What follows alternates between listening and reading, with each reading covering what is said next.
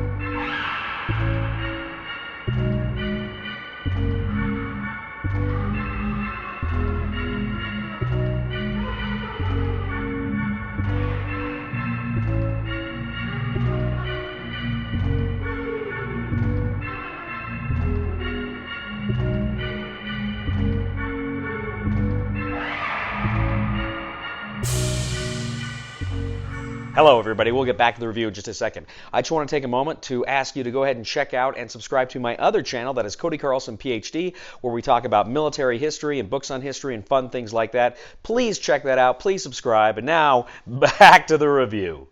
Final Girl from Ryder Games is a solitaire horror game in which you take on the role of the final girl. You know, the girl that always ends up at the end of the horror movie who manages to survive but may lose a little bit of her sanity. Well, you're going to go ahead, you're going to play that girl through all sorts of adventures in this unique and interesting game system. Let's take a look. Now, one of the reasons why I say Final Girl is interesting is because it is the core game which you cannot play by itself. You must purchase one of the expansions to play with the core game. Now, each of these expansions is essentially a different kind of horror film. Now, I played two of them. One of them is Camp Happy Trails, which is almost kind of a Friday the 13th type adventure with a killer at a summer camp. And I've also played The Haunting of Creech Manor, which is kind of a poltergeist experience in a haunted house.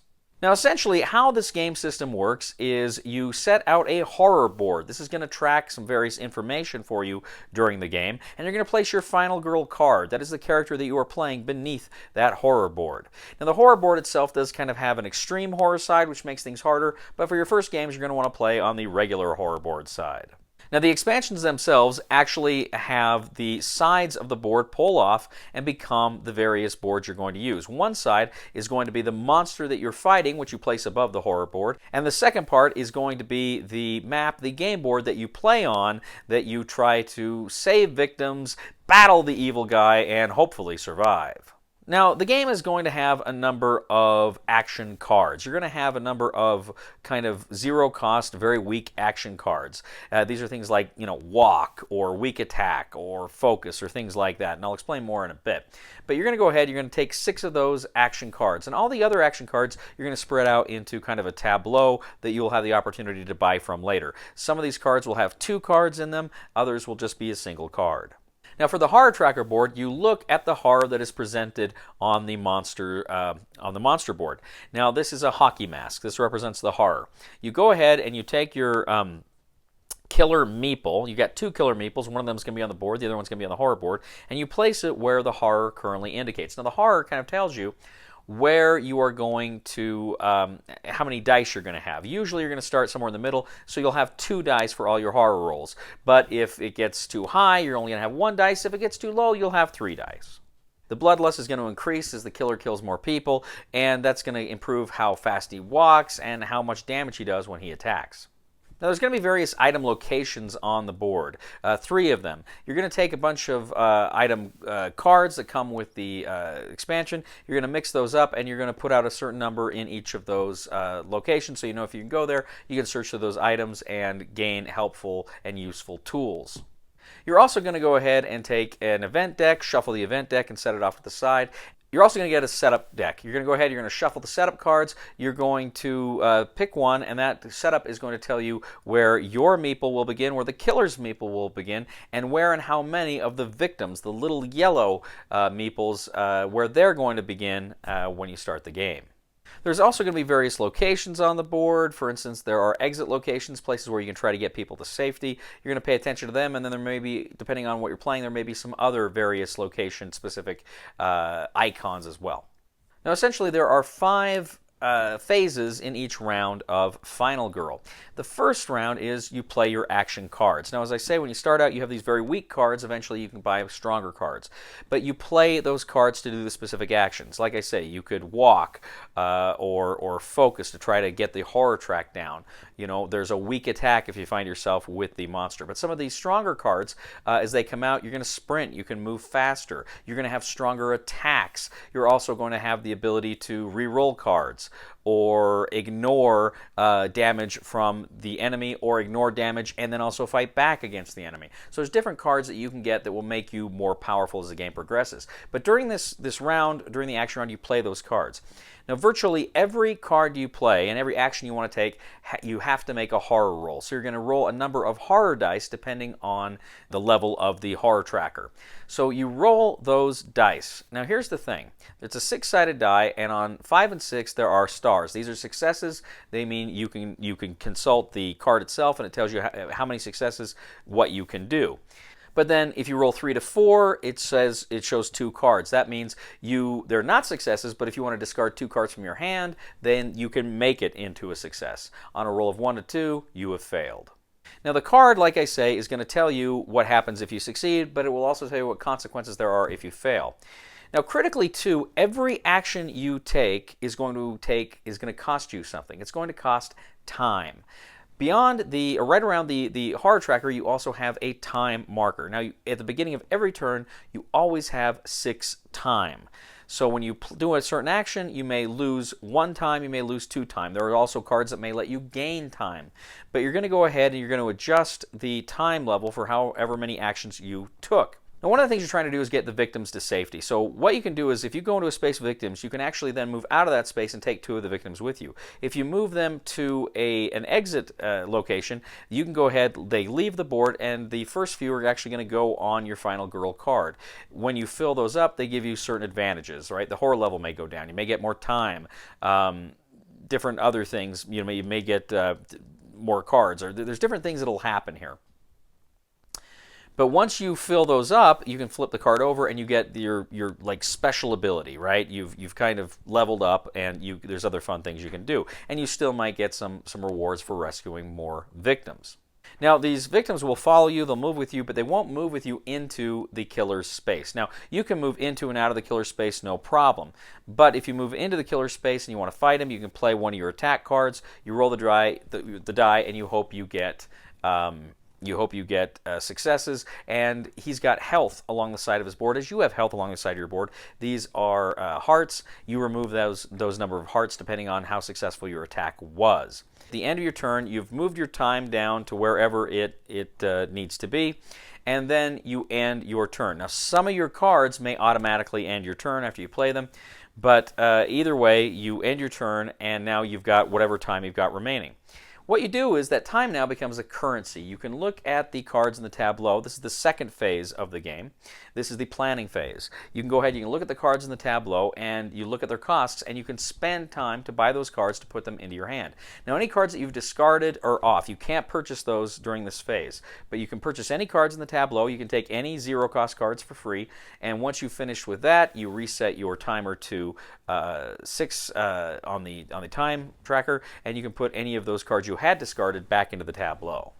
Next, you have the killer phase. Now, during the killer phase, the killer also has a couple of cards, a Dark Power card and a Finale card that you place face down over their character at the beginning of the game.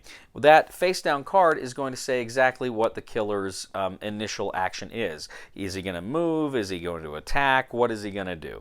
And it'll just spell that out. But after you do that, you have to draw a terror card. Now, the game comes with terror cards for the location and terror cards for the killer. You mix them up, and then you draw only so many of them, I think 10 of them. And so you draw a terror card, and it's going to have different things. It may just tell you to raise the horror level. It may tell you have to draw an event card. Or it may further move or attack with the killer. It may force them to move or attack. Now, if you're in the same space with the killer and they attack you, if you don't have any defense and they attack, then you lose health. You lose those hearts equal to whatever their current bloodlust level is. But you may have cards like Guard, where you can play the card, roll a die, and try to ignore some of the damage. Or I think it's Retaliate, where you can try to ignore damage and also hit him back. So there's kind of thematically, there's some combat going on there if you have the appropriate cards. Now also, in combat, there is a final token that represents your last health point. So if you have 5 health points, you, on the final girl, would only have 4 hearts and then that health token. Same thing with the killer. If he's got 12 strength, he would only have 11 the heart tokens, and then he'd have 1 of these other tokens as well. You would, at the end, if you get down to that last one, you flip that token, you see if there's anything left. If there's additional hearts there, then you still have to kill him to down those additional hearts. But if there's nothing, then you can defeat him. The killer also is going to specifically target either victims or the final girl, but as they're moving through, if they end their space and there is somebody in there that is not their target, they will still attack them if they've got an attack order. Now, after the killer's phase, you go to the panic phase. If there are any victims in the same space with the killer and one of the victims has been killed that turn, you essentially roll a die for each of the victims, and depending on what the numbers are of the tracks, they're going to scatter and they're going to move to other locations.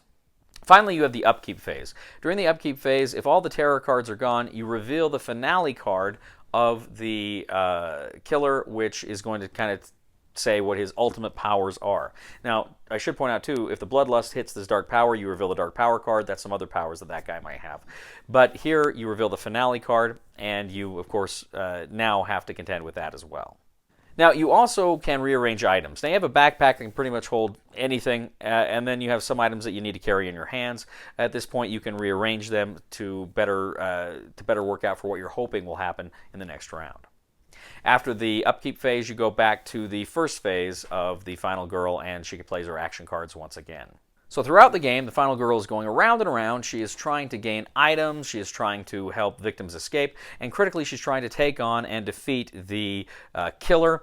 So if the final girl succeeds in taking down the killer or meeting the specific objectives of that scenario, then she wins. Final girl.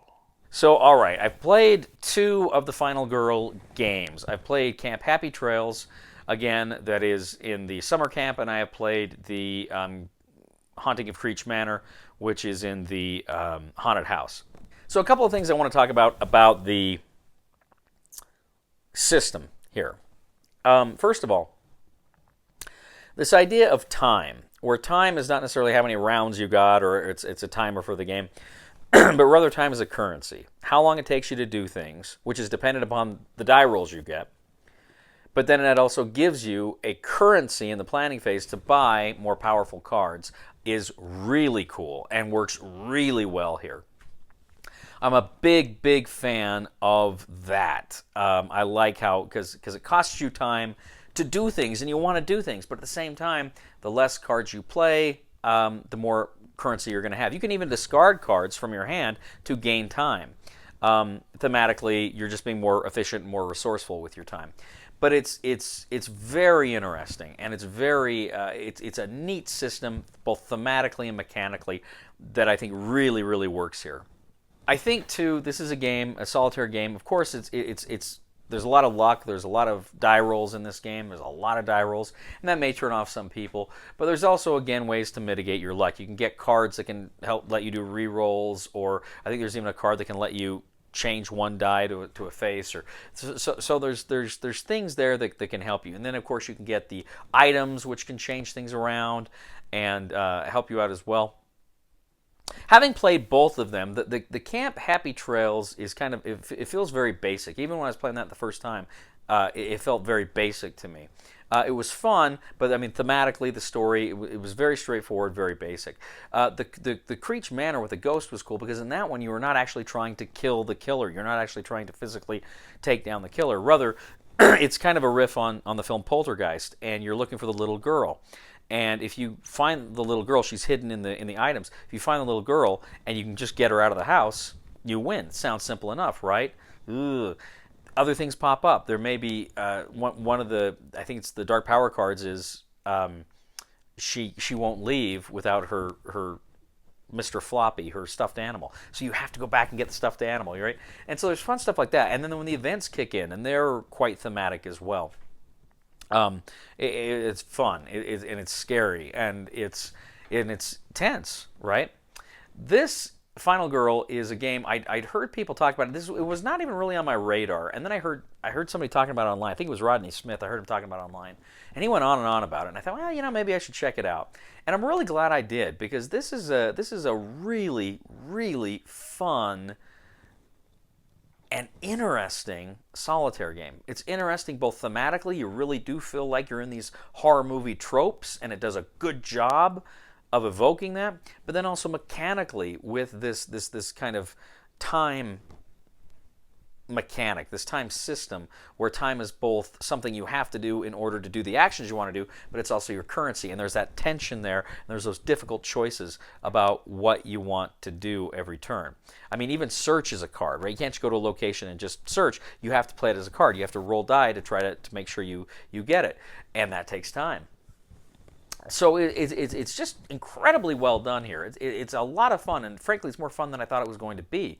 I think at some time in the future, I want to get some more of these and play through some of these other scenarios, because I've had so much fun with the first two that I played. I think they've got more coming out. It's just an incredibly good system, incredibly fun system. I think if you're looking for a fun solitaire game, if you like horror games, which I do, I love horror films. I love horror books. When I was about 3 or 4, I saw Salem's Lot, and that little kid scratching at the window, scared the hell out of me. But even as a little kid being scared, this is fun. I love horror as a genre, and I love a good solitaire game, and this one nails it. Absolutely fantastic horror solitaire game. Recommendation for the discriminating gamer for Final Girl is buy it. Thank you once again for joining us today on The Discriminating Gamer. As always, we ask you to please leave a comment for us on YouTube, on Board Game Geek, on our Facebook page, or on thediscriminatinggamer.com. We ask you to please like us on Facebook, subscribe to us on YouTube, and follow us on Twitter.